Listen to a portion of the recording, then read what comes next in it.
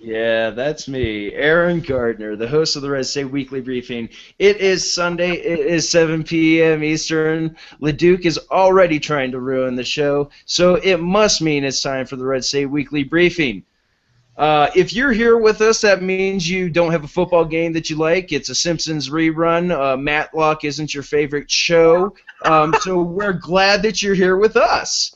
Tonight we're gonna discuss an array of topics. Well, not really. We're gonna discuss two major topics and really go from there. And it's gonna be a nice show. With us this week, we have, as always, Thomas LaDuke running the board for us. We have Joe Cunningham reaching out on Twitter to everyone out there, and we have Laura. Is it Fillault? How do I say your last name, Laura? Laura doesn't want to respond to you right now, evidently. Apparently. I mean, and you know what? Who can blame her? Who can?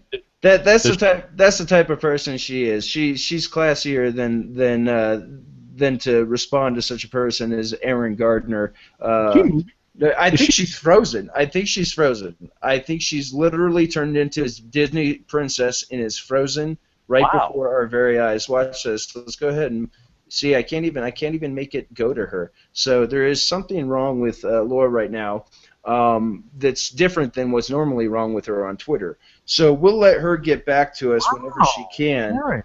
But let's go ahead and start off with our lead topic today. Today we're gonna devote a little bit of time to a very big subject. We're gonna devote some time to Kim Kardashian's exposed rear end on the front page for everybody to see and just pushed everywhere on social media. And I want to just lead off with this for a minute and read you something that I wrote this last week called "Deviancy is the New Decency," and it isn't just Kim Kardashian's ass.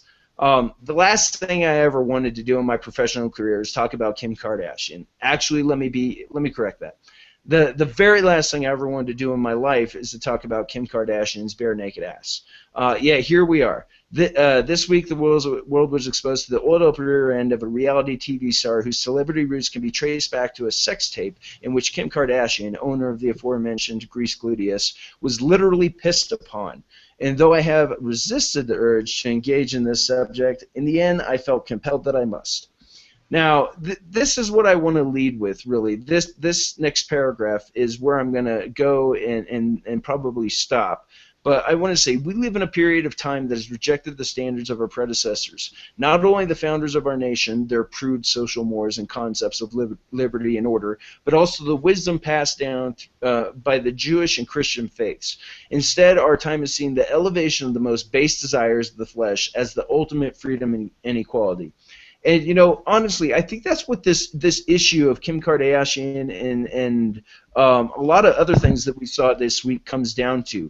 This elevation of deviancy as the norm. And we saw it in a funny way that wasn't just, you know, the you know, I guess you could say prude reaction to a naked butt in the public square.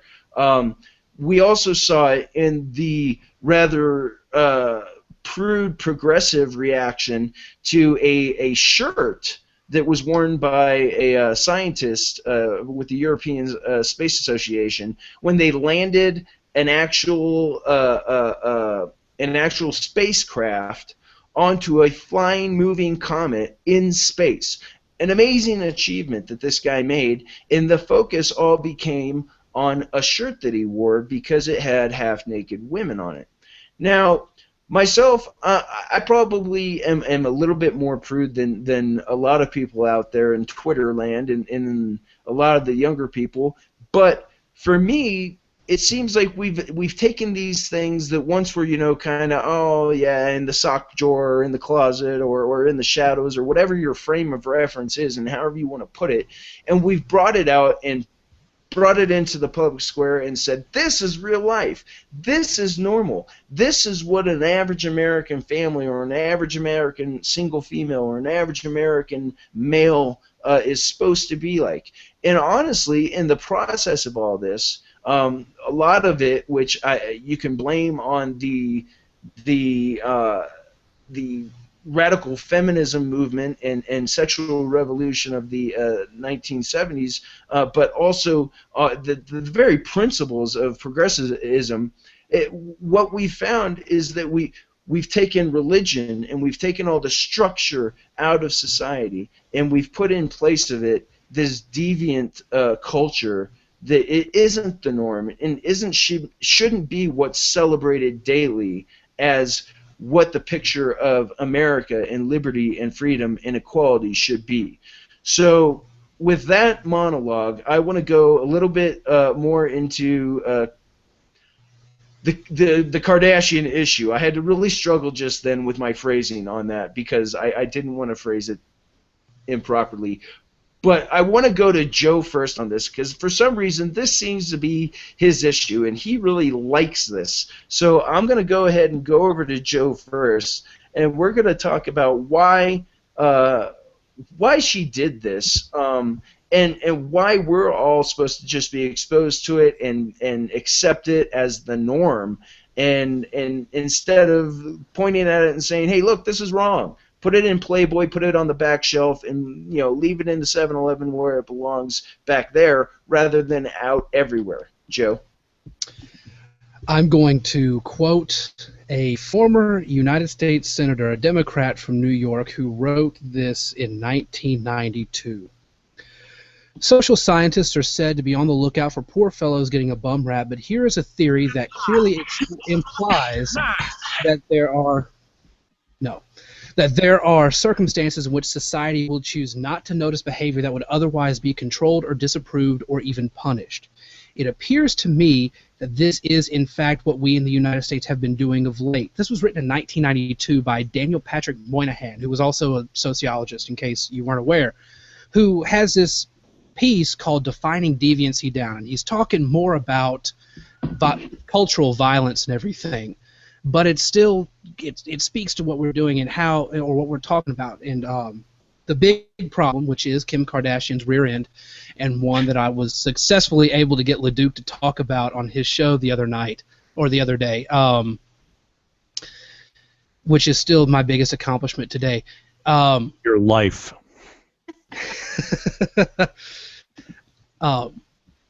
We get this expectation that there are certain things that are like taboo and certain things that are, that are really just not normal, and then we get like Kim Kardashian and Kanye West, and then because fate loves to tempt us, they marry those two and let them have children together.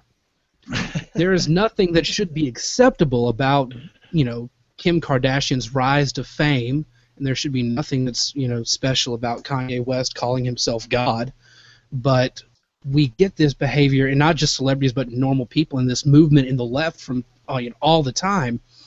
In which case, rather than criminalize or rather than call something deviant, let's just make it the new normal, and let's make the old stuff. Since the new stuff is normal, that means the old stuff has to be abnormal now, rather than looking at the abnormal and saying, okay, this is still abnormal. There's still a line in the sand here that we have to draw between common decent behavior and showing your bare ass in a magazine that I didn't even know until the other day existed. Right, exactly. And it's not even just it's not, like I said in my post, it doesn't stop with Kim Kardashian's ass. It goes much further than this. We have seen this sort of defining of deviancy down in all sectors of our culture. Like you were quoting from Moynihan, it was about violence, and specifically like urban violence. But in other areas, we see it as well. We see a cake baker who wants nothing more than to just run his private business and bake cakes for special occasions for people, and he's basically been shut out of business through the use of government force and black robes, pronouncing that his religious beliefs on homosexual marriage, not even homosexuality itself, but homosexual marriage as an institution, are incorrect. And I made the point in my post this week that we've gone so far to where we have a national church, and it's secularism. And if you don't abide by all the edicts put out by the papal authorities of this secularist church, you indeed will be punished. You'll wish for the days when a nun would simply strike your bloodied knuckles until they became mash. Because the government, when it gets in control, as Washington warned, you can't put these people in control of fire because it's a dangerous servant and something master. But I can't remember the quote off the top of my head. But we've seen this throughout all of culture. We've seen kids who are in school during a free period not be allowed to have a Bible study because of the separation of church and state. Even though this Bible study doesn't involve a single one of the state employees, public school employees, or government employees. It's just student run and led and student attended. So it's absolutely ridiculous that we've seen this in our culture. Now, Laura, I wanted to go to you earlier and talk to you about this. We often see, the progressive radical feminist movement say this and that and the other thing, and they chirp about the patriarchy, and they blame everything on white males such as myself, and we're the bad guys who have created this environment that's a rape culture, this, and white privilege, that. So now, in this instance, and in the instance before with Lena Dunham, we have these same progressive radical feminist women coming out and like acting like Kim Kardashian and Leah Dunham are some sort of female champions for equality, when truly equality would basically have these people be known as horrible people. So I want to go to you, Laura, and for some reason I can't get your screen to come up, but go ahead and just start talking. Did you freeze again? Laura froze again. So, so LaDuke, we're going to go to you instead, and you're the closest we have to a female perspective at this point. So I want to go ahead and ask you. I watch Project Runway, and you're the closest thing we have to a female perspective. How's that feel, LaDuke? All right, let me because you guys have spent the first 16 minutes of the show putting flowery words together. It's really only 10 minutes because you were 6 minutes late. No, we almost went on time, and laying out the case for a logical argument here, an in-depth argument about the ills of society. That's all well and fine if we're sitting around reminiscing about William F. Buckley. Let me, as the voice of the people, explain this to you in terms that every person can understand, while you and Joe pontificate eloquently about the downfall of Western civilization. Keep it at PG-13 if you could. Oh, absolutely. I understand the rules here. You see, when you get in a car, you put in the key in the ignition and it starts. You don't know why. It could be magic. You put gas in it, it runs. And unless something happens, it breaks down. You go to somebody who performs magic. Let me break this down for you guys. Kim Kardashian is white trash. It's what she is. We should be pointing and laughing at her and going, "You're white trash." Now, if I got to keep this PG-13, I guess I'm not going to say, "Hey, Kim, what was it like when somebody on you in that porn? Hey, isn't that cool?" Every time that she's at an event, somebody should be asking her that. And if her husband's there, go, "Hey, is that also the other part of your ass?" Because he's not a very nice person. We should be pointing at her and basically saying, "Look, happy that you made it in the country that anybody can. You're living proof of that. But honestly, sweetie, climb back underneath the trailer and we'll call you when we want giggles." That's what we need to do. Thank you.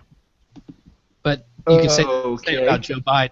You could say the exact same thing about Joe Biden, which I think is what the White House does. They strategically employ Joe Biden every so often. Hold on. I will not say that about Joe Biden. Because Joe Biden, I disagree with him 98.3% of the time. Joe Biden has actually gone and put himself before the people and actually offered himself for rejection. If you go ahead and say anything about this gal, all right, you're being judgmental. Well, when you go to a voting booth, you're being judged. Yes or no? So you know what? I'll give Biden a little bit of a pass on that. And Joe, if I'm ever in town, maybe you could buy me a beer at an Irish pub and we could talk about clean and articulate people who are president of the United States. But Kim Kardashian? No. We should be theoretically stoning her with words every day. That's what we should be doing. Well, it used to be we did that sort of stuff, yeah. and even recently we did that sort of stuff, and it got to a point to where what was that that guy who's on the internet with the Britney alone, and all of that jazz. Public shaming is a tool we should use. Absolutely. If we see behavior that is absolutely ridiculous, we shouldn't be afraid to say, "Hey, you look like a fool. You're making an ass of yourself and everybody else around you." And speaking of who else is around Kim Kardashian, she's another one of these celebrities who rocks the vote out for Democrats and hangs out with, the fancy liberals in the progressive circles and everything like that. And it's ridiculous. She announced her support the day before the election for President Obama. On what? Right. Support for what? The right to be pissed upon. I mean, if that's what she's into, that is one Obama policy that she could definitely say she honestly supports. Is the fact that he is pissing upon this whole nation. You told me to keep it PG-13, and I didn't use that term. Well, is piss not PG-13? I don't know. You didn't give me the rule book, and now I feel hurt. Hey, I'm just going by Carlin's dirty words. Oh, all right, that makes sense. Yeah, but listen, you know what? She's an idiot. She's an absolute idiot. When people say, "Oh, she's really good at PR," she's not good at PR. She has people around her that are like, "Hey, Kim, why don't you go take a nude photo, grease your bum up, okay? It will break the internet." She's an idiot. Exactly. Here's the thing. I could go out tomorrow with a pound of marijuana in Denver, and I can make sure that I gave every single bit of it away. I'm not a marketing genius. I just know people like a certain thing, and if they can get it for free, they're going to take it. So what does she do? She put it for free online, and basically it's all ad revenue for the people who are putting it on their websites, and so she gets a cut of that somewhere on the back end. But, the whole thing, she's not a marketing genius. She is just another body out there willing to go bare for some money. It's nothing. All she is an H&D. That's all she is. Okay, she's the girl that it's like, yeah, she's an H&D. You don't know what an H&D is? I don't know what an H&D is. A hump and dump. That's all she is. Oh my gosh. That's all she is. Well, you told me to tell you. So, I mean, basically, it's like, look, this gal, she's white trash. That's what she is. I'm sorry. All right? Do you see what the Kardashian women have done to Bruce Jenner? The guy won a gold medal in 1976. He looks like a Dutch lesbian now. Oh, my gosh, he does. Yeah, and you're completely right. And the craziest thing about all of this is that those who are going to get attacked for all this are probably going to be myself, and LaDuke and Joe and anybody else who steps out and actually speaks common sense and says, look, this sort of stuff is trashy. We don't want it everywhere in our face all the damn time. If I wanted that, I'd pay for a porno. If I wanted that, that's what I'd do. I'd go to a strip club. I don't want it in my face everywhere I go. I don't want to be afraid to allow my children to be on social media at any second. I don't want to be afraid to have them pick up my phone and look at it and accidentally see a tweet where it's Kim Kardashian's huge moon sitting there. I didn't grab the audio. Oh my gosh, LaDuke, you're so horrible. Okay, just so everybody knows, I actually asked LaDuke earlier today to grab a snippet of audio that was just one snippet from Star Wars, where they all where they're coming upon the Death Star, and he says, "That's no moon." That's all I asked of him. That one thing, thing. He didn't even get it done. So right then, when we had that dramatic pause when I said her moon, now you know. Aaron, it's hard being the voice of the people, and I was out at dinner, so I'm sorry. I apologize because Aaron did contact me at least 90 minutes before the show, which is a record. Generally, it's like 15 seconds before the show. Oh, how horrible you are. You're a liar. You're a horrible person. If you speak for the people, you speak a lie. Oh, see, now that's just unfair, Aaron. Okay? I gave you credit. I said 90 minutes, and I said I let you down because I had blackened chicken Alfredo, and it was yummy. See, and I haven't even eaten dinner yet. You're a horrible person. I told you this. Now, Joe, I want to come back to you. Now, you are saturated in the culture with your Project Runway stuff. Am I overreacting? Is LaDuke overreacting? Are we being old grumpy white men and yelling for you to get us off? You know what? Stop. Laura, are you actually here with us? Oh my gosh, I can go to Laura. You know what, Laura? Give me your best 60 seconds on Kim Kardashian's ass.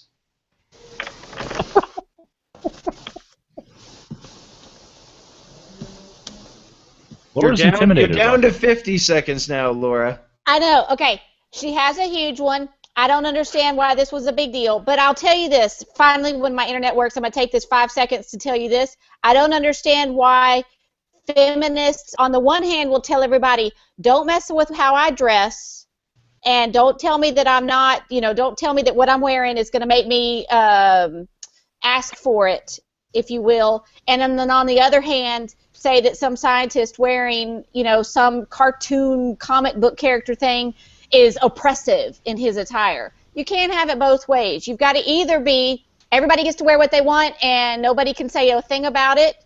Be consistent. Or tell everybody just, you can't show up naked at protests and say that's awesome, and then some guy wearing a scantily clad shirt, oh, that's terrible, but the women were all dressed. Right. Okay, and the whole, I don't know if y'all touched on Photoshop, but I'm sorry, no woman whose behind is that big does not have cellulite all over that thing. That doesn't happen for real. Well, I wasn't going to go there because that is not my place as a man, but you certainly can. And I will note one thing, and I want to show a picture here in just a minute and to kind of emphasize Laura's point that she just made about the hypocrisy within the feminist movement and what they say. But, these are the same progressive feminists who dress up as vaginas to go protest. Big pink furry vaginas as a symbol of protest.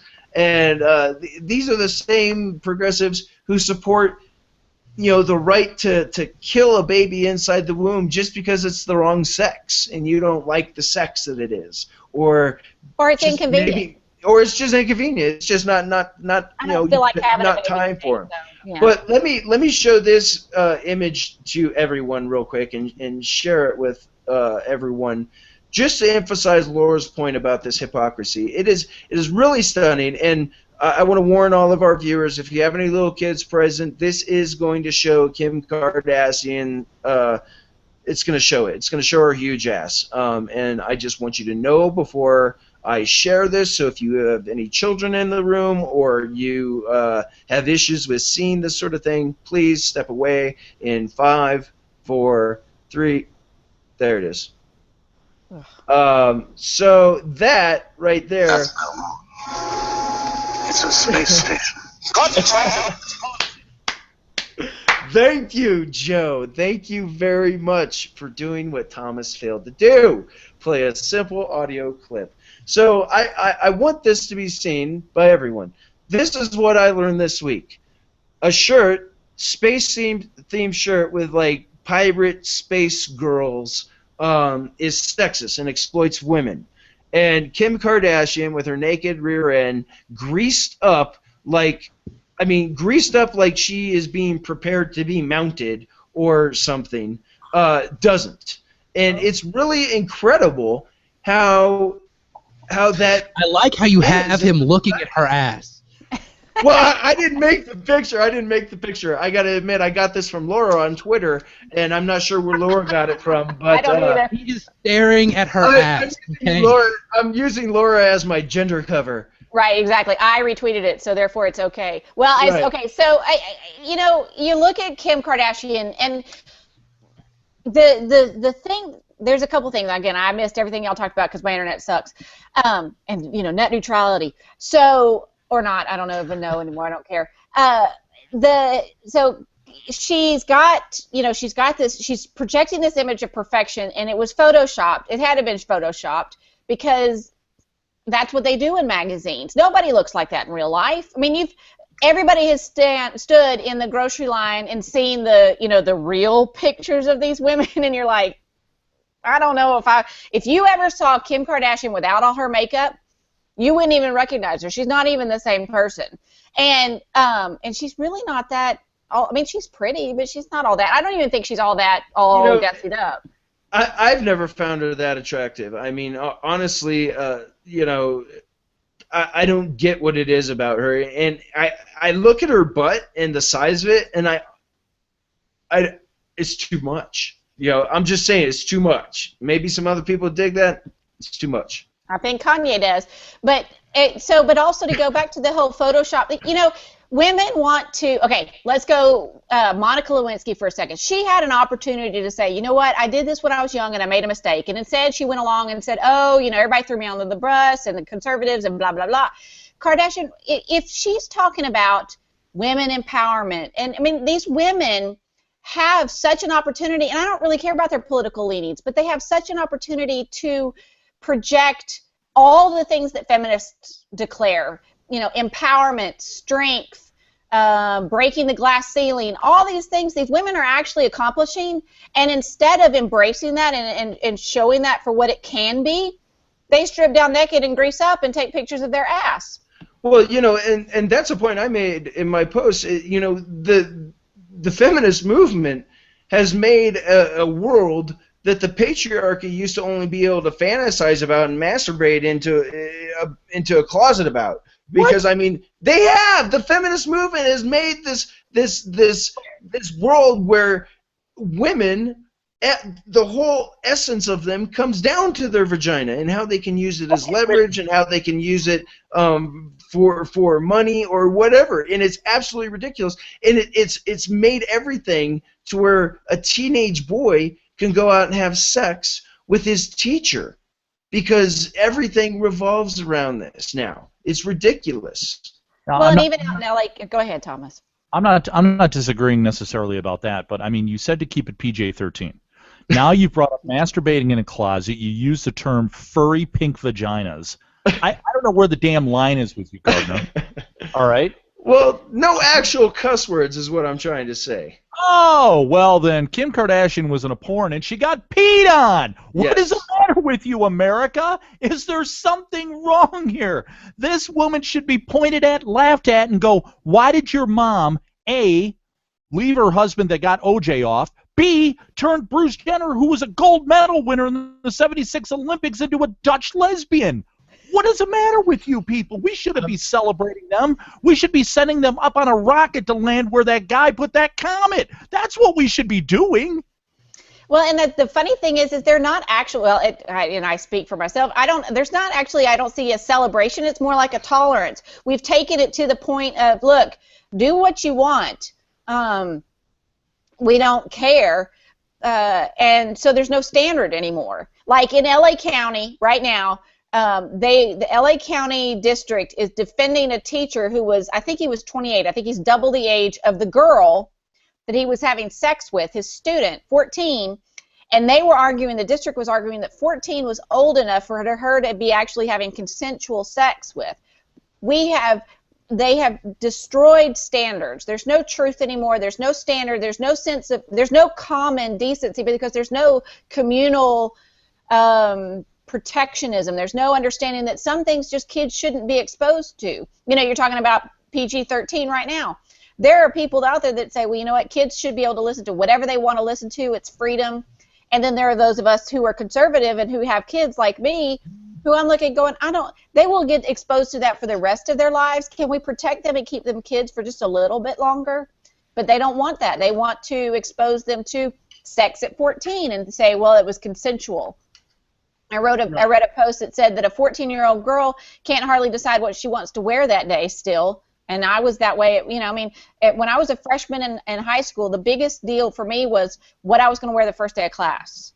Don't tell me a 14-year-old girl has consensual sex. Well, and another thing is when people say consensual, I mean they assume one thing with it, and what it is informed consent.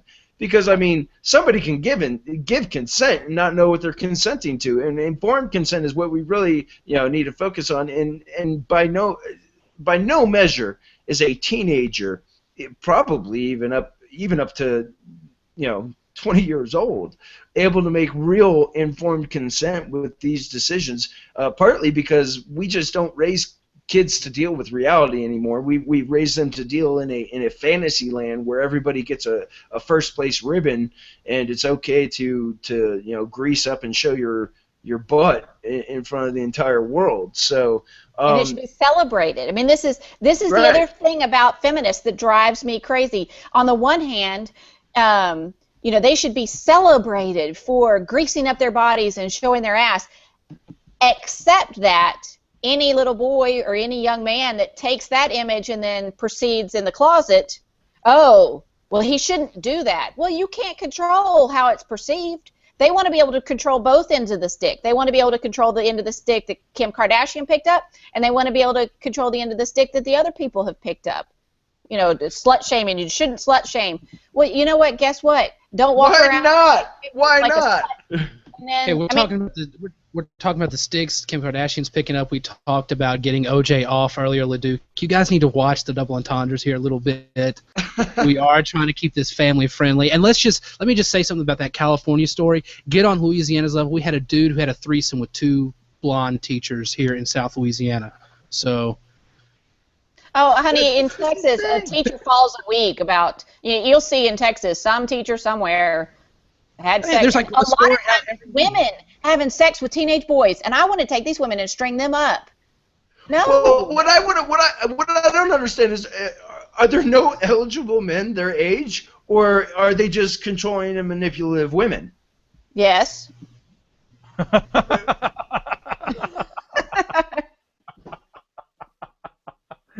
That's not funny, America. That's not funny.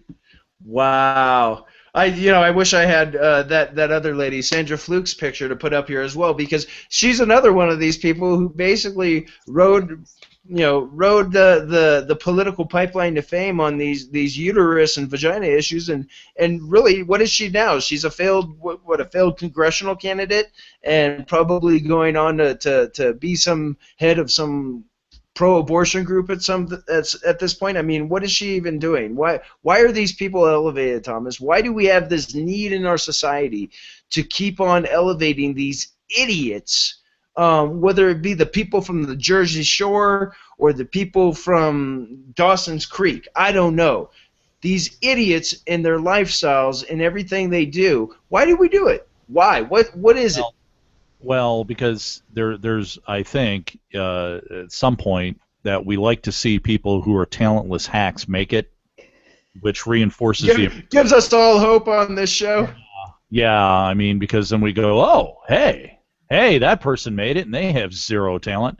Just to let everybody know, Joe will be stripping in the last 5 minutes of the show, so stick around for that. You have to give me warnings so I can drink enough to do these things you want me to do on air. It's just taking off clothes. It's not that hard. That's what she said. Anyway, if you want to... Wow. Jeez, Pete, Joseph Cunningham. If you guys want to know more about normalizing deviancy, here's getting away from the sex crap. This is a story that should not be like a religious materials in school subject. This should be a what in the hell is going on in Orlando, Florida. The Orange County School Board may stop allowing the religious materials to be distributed in schools after a satanic group asked to hand out coloring books. Well, Yeah. coloring books are, they're therapeutic. Yeah, I mean, as long as there's only red, yellow, and orange crayons with it, I assume you could work it out. And they're probably, Joe, coloring books with pages that are outlined of Kim Kardashian's bare ass. So you can put whatever color you want in there, and and it's all good. Thumbs up, yay America. It was fairly orange in that picture, wasn't it? There was some orange. It's burnt umber. Listen, have you guys seen the person that took the picture and put it above the Keurig coffee machine? Like 5 people have done that, and they've all been great. A little disgusting. Have you seen the Vine, the actual video of it? Yes. Oh, it was absolutely horrible, and I don't want to discuss it. And with that, we're going to slide into another segment because we've 2 girls, 1 cup of coffee. We've been a half hour on this segment, LaDuke. We spent a half hour on this segment, and I didn't want to talk about this. I didn't want to talk about this. I know, but we had to talk about it. The people wanted to talk about it. I am the voice of the through your voice. The people. I don't remember the people voting for that, but go ahead. All right. Well, speaking of the people voting, the people voted just a couple of weeks ago, and we had historic GOP wins.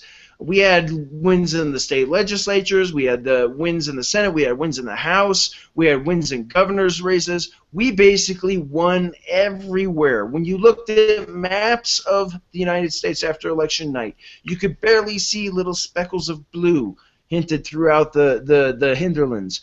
But right after that, what happens? The GOP starts talking about capitulation again.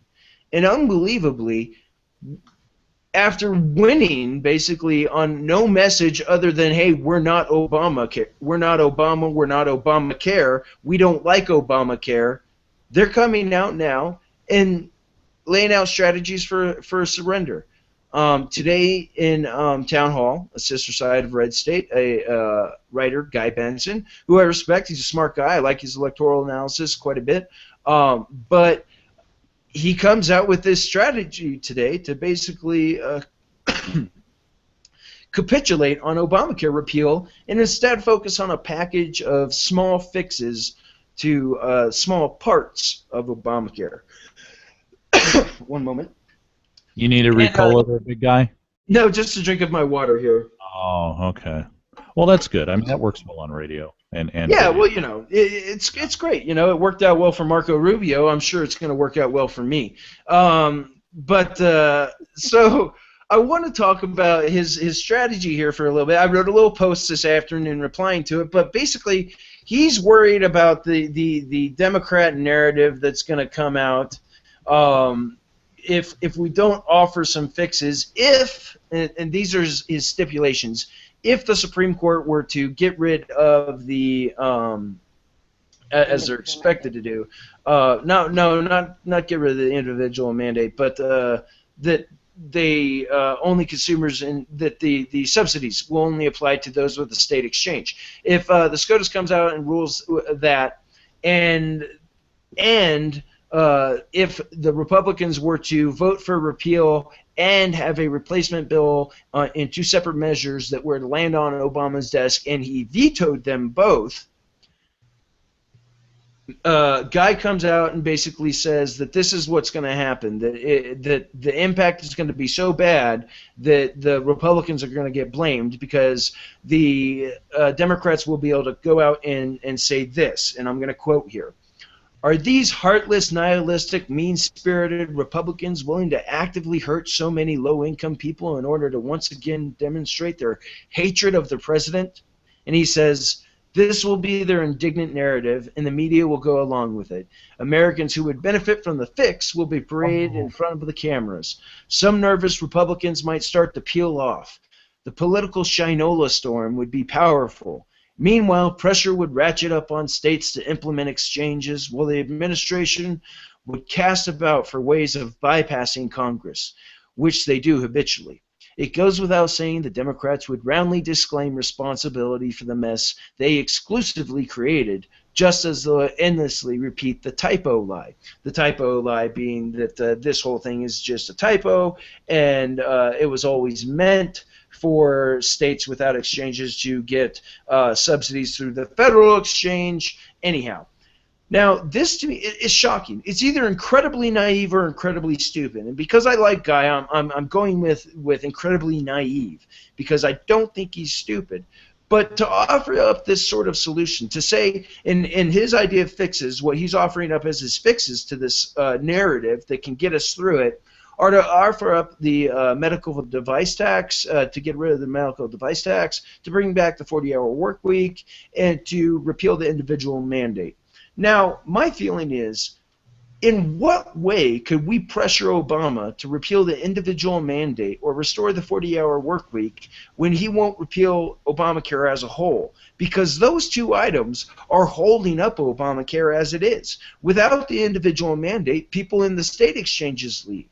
Without the 40-hour work week, without being able to consider 35 hours full time, it would change the whole dynamic of who is required to have insurance and who is not required to have insurance. So the medical device tax on that end, that's okay. So it's a tax increase on medical device companies. The impact on the individual out there in society is minimal, and they really won't see it. I'm actually against tax increases and against the medical device tax, but what real leverage does it buy us with the American public or anybody else? And to me, it seems so silly to offer up a strategy of capitulation right after the American people, in essence, had a very Buckley-esque reaction in the midterms. They stood athwart history and yelled, "Stop." They said, "No more. We don't want the Obamacare. We don't want Obama's edicts. We want a change in direction." We saw it across the board. It's not a matter of dispute. And it isn't. I used a principle to discuss this a little bit in my post, and the principle is you never point a gun at something or someone unless you intend to kill it. Okay? And the American people loaded up a double-barrel shotgun between 2010 and 2014 with a Republican House and a Republican Senate, and they're pointing it right at the president. And if they didn't intend us to shoot and cause damage and do what we were supposed to do and repeal Obamacare, like we've been saying since 2010, they wouldn't have put us in the chambers and cocked the hammers. So why do we do this? LaDuke, I want to go to you first on this. Why is it that we win and we can't accept that the people accepted us and our philosophy? Why are we so stupid to go out and say, "Oh, we can't do what the people wanted us to do"? I'm not gonna agree with you totally on this, because in between 2010 and 2014 there was a presidential election, and he won. No, I don't. My God! Oh, it's Phil Kerpen. Hey, Phil, we're getting a little buzz from your mic. I'm going to mute you for just a few minutes, and if you could maybe check that out on your end. If you have headphones, it'll help quite a bit on any feedback issues. But go ahead, LaDuke. You were disagreeing with me and being wrong? Yeah, no. As the voice of the people, I'm never wrong. So there was an election between 2010 and 2014. They reelected the president. If there was this wave mentality like there was in 2010, then they would not have reelected the president under any way, shape, or form, because Mitt Romney wasn't the greatest candidate, but he won that bad. Well, let me jump in there for a minute. Two issues that I have with your response so far, and I want to put them out there because it may change your response, and I want to hear it. First and foremost, Mitt Romney is, when it comes to the 2012 election, he was representing, people were looking at him as Romneycare and saw no real difference between him and Obama on this issue. So I don't think it's fair to say that Obamacare won because Obama won in 2012.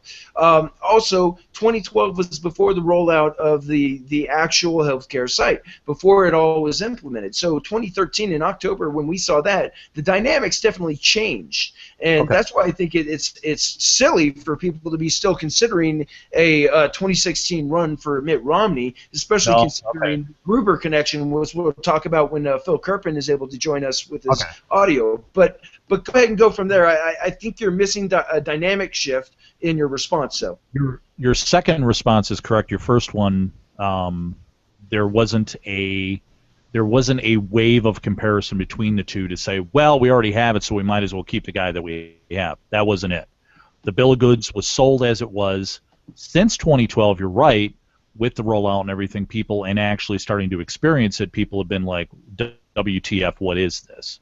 Okay, so I would just say on that end, you know, I wouldn't say necessarily that, you know, there was a wave. It wasn't historic in terms of turnout or anything like that. So, and people are still going through the numbers on that. So, I think we probably still have a couple weeks to go through with that. Now, this Gruber thing is going to add another layer, and basically, if the Republicans can sell that to, hey, by the way, they absolutely lied to you to get this thing passed. Not a Republican voted for it, and they absolutely lied to you. It's going to go a long way. I don't like waiting for the courts to do things. I understand that that's part of the program and everything. To go back to your original article, though, the GOP never has the internal fortitude to do what the Democrats did to pass Obamacare, to take a bullet for the overall mission. And Guy basically runs right into that, basically saying, well, you know, the media is not going to be with us. Well, you know what? You're right. The media hasn't talked about the Gruber story on the 3 broadcast networks, okay, as of Wednesday or Thursday. I guess we shouldn't talk about this at all because the media is not with us. So let's just throw up the white flag and go powder our bums with some baby powder and call it a day. That is defeatist. That's defeatist right off the bat, and I hate it when that line of argument is used because when you're right, and you have to lay it out there on the line. And a lot of people in the GOP, basically, they're like, no, we just got elected. Come on. I know we ran on this stuff, but when you get to governing, it's hard. Okay. Right. Well, but, you know, here's the thing. And, Phil, I want you to go ahead and unmute your mic here. I can't do it from my end, but I'll get to you right after I make this comment. I want to say, you know, as far as governing, you know, Rush Limbaugh made the point we weren't necessarily elected to govern. We didn't have a large agenda that we put out front and said, hey, this is what we're going to do if we win. We basically said we're going to repeal Obamacare, and we've said it for a few cycles now that we're going to do this. That's what we're going to do if we win. So now it's time for us to go ahead and pony up and do this. Now, I want to bring Phil into the conversation, and I want to also bring up Gruber a little bit more since you had brought that up into the conversation, LaDuke. Phil, I know you've been working on a project, and I think you just announced on Twitter just a little while ago that you're going to be doing a project with Ben Howe in order to make a supercut video to bring Gruber to the national scene and really force this issue to the forefront. So why don't you go ahead and talk a little bit about Gruber and give some background to our viewers on this whole incident, and then tell us your video and what you're going to be doing.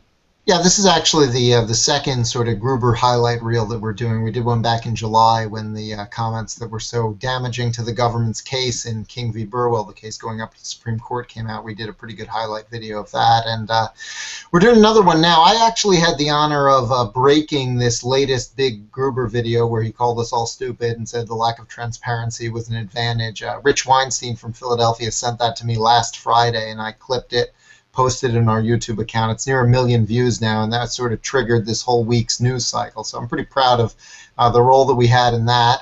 And we've got a lot more research on him. There are dozens of videos. You know, people are trying to number them. I said, stop numbering them. There are like 100 of them. You're never going to be able to number them all. Let's just put out as much information as we can. And we're going to organize a lot of this current stuff that came out in the last week, along with the ridiculous denial from President Obama today, where he pretended not to know this guy who's been in the Oval Office meeting with him on a number of occasions. It's funny, you know, I was watching one of the Gruber videos that we're going to use in this highlight reel, and he was like, well, this was back when Obama was smoking a lot, so he was a little more casual and more mellow. I'm like, he knew this guy pretty well. This is not, you know, you don't comment on this was back when Obama was smoking a lot if you hardly know the guy or whatever.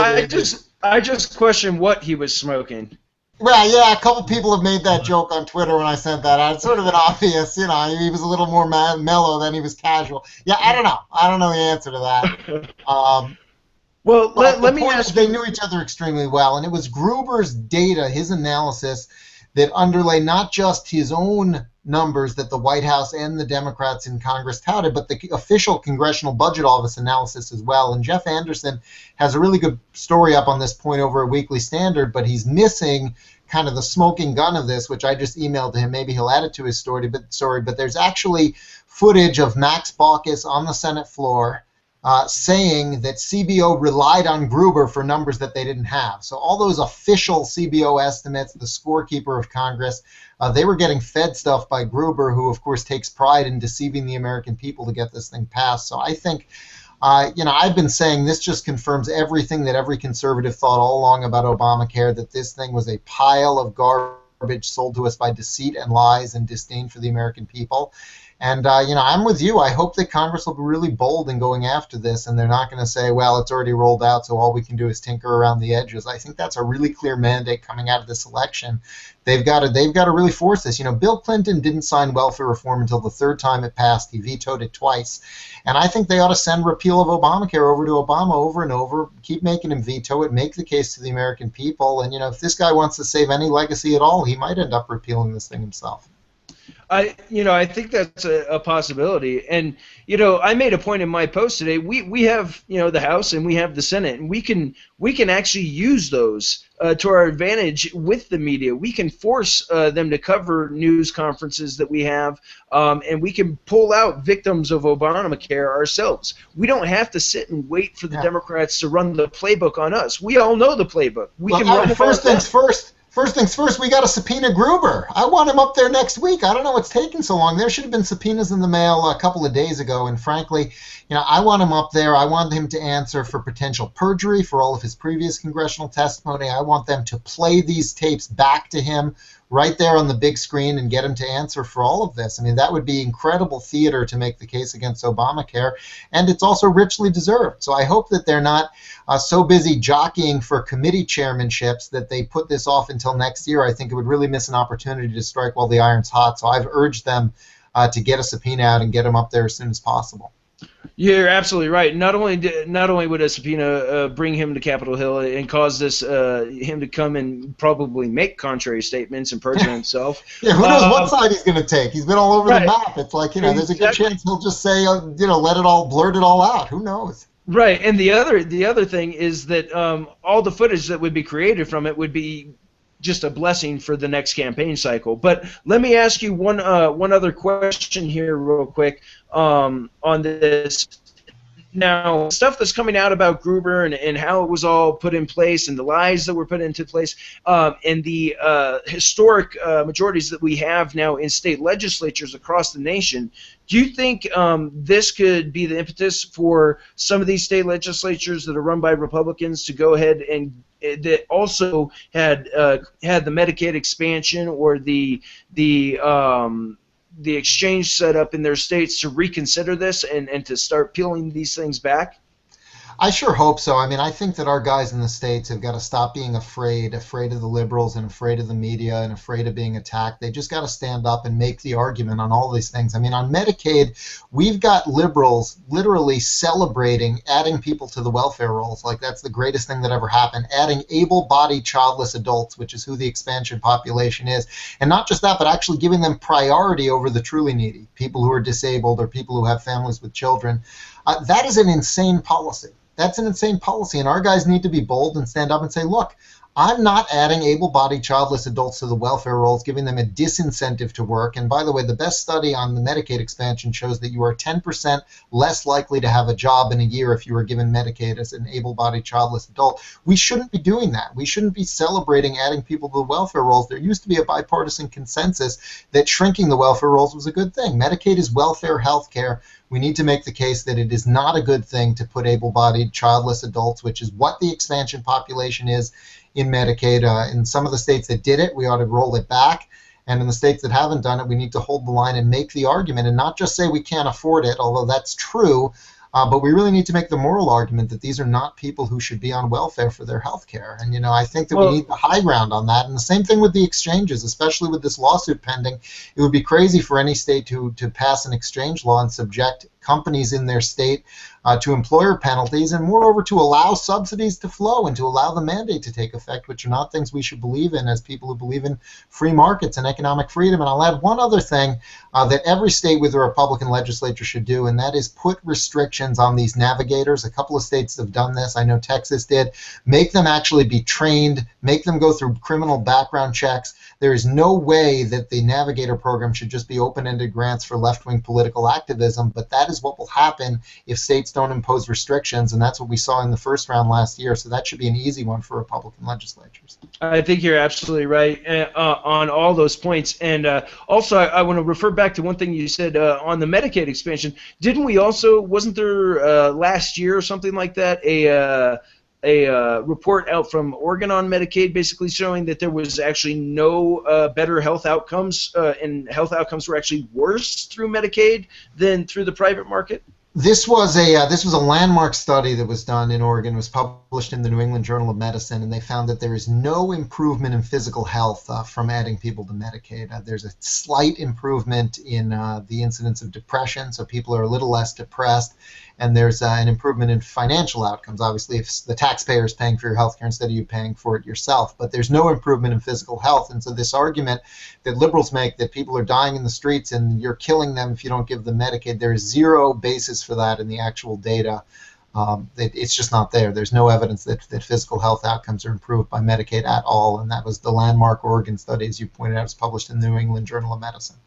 Although I think that Gruber was one of the authors on that study, so what do I know? Right. Well, and back to Gruber. Let me wrap this. We're nearing the end of our show here. We got about 10 minutes left since we started late. But let me wrap this back around to Gruber, and let me ask a question about 2016.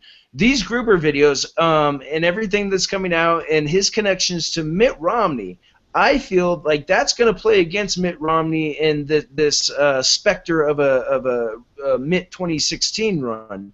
Do you feel like there's a strong enough connection between Gruber and Romneycare and Mitt Romney himself as a candidate to have an impact and maybe sway him one way or the other as far as getting in? Yeah, I mean, I think it makes it much more difficult. Frankly, I don't think that the American people or Republican primary voters in particular are going to make that same mistake twice. I think that nominating Romney basically neutralized the Obamacare issue, which of course was the best issue. We had landslides in 2010 on that issue and 2014. But in 2012, we nominated the only Republican in America who couldn't campaign against the individual mandate, which was the centerpiece of Obamacare. The designer of the individual mandate in Massachusetts was Jonathan Gruber. The guy who convinced Obama to flip-flop on his campaign promise to oppose an individual mandate was Jonathan Gruber. And Jonathan Gruber said over and over, and it's the same plan. In fact, in one of the videos that came out this week, Gruber said the only difference between Massachusetts Romneycare and Obama's Obamacare was in Massachusetts they ripped off federal taxpayers to pay for it all, so they didn't need to raise taxes. But in the Obama version, they raised taxes. Well, if that's the only difference, I don't think that's very appealing to Republican primary voters. And I think the fact that Gruber is now pretty famous makes it much, much more difficult for Romney to somehow explain away how doing it on the state level is different or whatever those excuses were that he used last time. So I think Romney really, as a candidate, gives away the health care issue, and I just don't think that Republicans are going to want to do that again. I think you're right on that point as well. Now, I think you can extend that point, though, also to anybody who could possibly be considered a surrogate of Romney would probably get the circumspect eye as well because of these Gruber videos. So I would be watching early on to see if Mitt endorses anybody or says nice words about them. Now, Joe, I want to come back over to you on this Gruber thing. Actually, no, let me come to Laura because you've barely gotten in here tonight. Laura, now I know Texas is not really being impacted all that much by Obamacare because you have no state exchanges. You didn't do the Medicaid expansions or anything. We didn't do the Medicaid exchanges, but they circumvented it, and we now have 105,000 new adult singles that Phil was talking about. We have them still. My problem, with the Medicaid expansion, it just gets worse. It'll just continue to get worse. 58% of new Texas babies that are born each year are Medicaid babies. So, we're getting killed by the illegal immigrant population in Texas, and it's just continuing to get worse. But I want to go back real quick to the whole idea that Guy was talking about capitulating and all this sort of thing. I did management consulting for 6 years, and so I would walk into companies that would say, we're doing this and we want to be better. How do we do it? And when I would meet with people, all they wanted to do were these little bitty tweaky things to fix it. And we keep electing, I don't care if they've got an R next to their name, we keep electing little bitty tweaky people that all they want to do is come in and just tweak this and just tweak that. And my job, what I got paid to do, was come in and go, why do you need to do any of this stuff? Let's drop all of this and do something totally brand new. And until we elect enough of those people to say, we don't need third-party insurance companies for you to have insurance, or we don't need the government involved in all, and we don't need tax credits and, you know, all that kind of stuff for, if we need an entirely different perspective on health insurance, not health care, because health care is not health insurance. Car insurance is not car care. Right. So it's insurance is insurance. It's meant to cover the big things. And back to Phil's point about the Oregon study, if you look at France, which has socialized medicine, and I lived there for 3 years, their health is not any better, and in fact, it's worse. When you go in for something, they don't do all the tests. They do the bare minimum because that's what they can afford. You have to have a private supplemental insurance to cover any extra tests, and you cannot request extra tests. The doctor has, you have to basically convince the doctor. We need something totally different for health insurance, and that's not going to happen. It's not going to happen. It's definitely not going to happen on the margins. I mean, we're not going to save liberty in the margins. We need to be bold, as Phil said earlier, and we need to, be confident that we can take these ideas to the American people, explain them, and that they'll accept them, and not only accept them, but probably champion them. And we need to be brave and to do this. So we're now at 6:05 my time, and that means we are at the close of the show. I do want to thank everybody for coming on today. Phil, where can everybody find you on their internet, whether it be Twitter, Facebook, website? Yeah, Twitter is my last name, Kerpen. It's at Kerpen, Kerpen, and the website is AmericanCommitment.org, and we've got all kinds of stuff on there, action items, and all my columns and that kind of stuff. Well, once again, thank you so much for coming on, Phil. We appreciate all the hard work you're doing for the movement. You are one of the true happy warriors out there. You stay optimistic, and you keep on working hard, and we appreciate it. So thank you very much for coming on, Phil. Laura, where can everybody find you? Laura K. Fillault, Fillault. It's French. Or my blog site is Right Straight from the Heart, and then sometimes at RedState and sometimes at Pocket. So. I prefer it when you write at RedState because I like promoting your posts when I can. Like Joe, where can the people find you? Right here. You can find me on RedState. You just search my name, and there I'll write stuff about Mary Landrieu from time to time, and some other subjects, including mentioning how Kerpen got famous on Snopes here recently. Very glad to see his career take off in such a way. And you can find me on Twitter at JOEC_Esquire. Don't worry, I'm not a real lawyer. I just play one on Twitter. Awesome. And as always, LaDuke, our producer, our rock. Where can the people find you? As the voice of the people, you can find me on FTR Radio and at Irish Duke 2 on the Twitters that the kids are all aflutter about. Excellent. I am Aaron Gardner, managing editor of RedState.com. This has been the Red State Weekly Briefing. We appreciate you joining this week, and we will leave you with this picture, and you can just ponder upon this as we fade out to some music. No. Okay, see, now it's just an uncomfortable silence because LaDuke didn't play the music. It's right there, though, now, isn't it?